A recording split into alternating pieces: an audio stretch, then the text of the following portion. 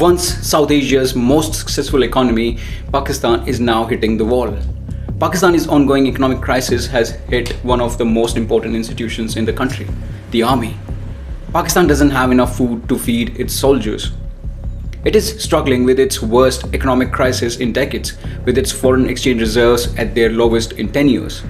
From investing more than necessary in the military to giving freebies and having an unstable political environment, these are a host of issues that have been the reason behind this economic crisis. Pakistan took several initiatives and policy decisions which were in its political interest and not in the economic interest. The country followed publicist measures leading towards more of subsidies and keeping prices of commodities lower just to please the people. Pakistan kept prices of the petrol and diesel lower. They chose to give subsidies to people that increased pressure on the budget and finances.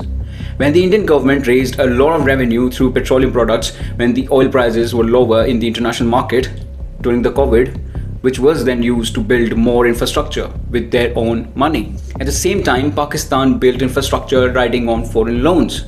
An example is China's Belt and Road Initiative.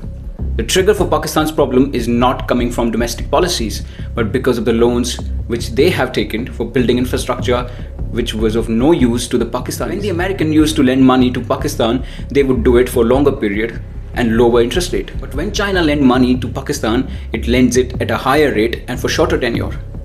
Today, China owns the 30% of total Pakistani debt.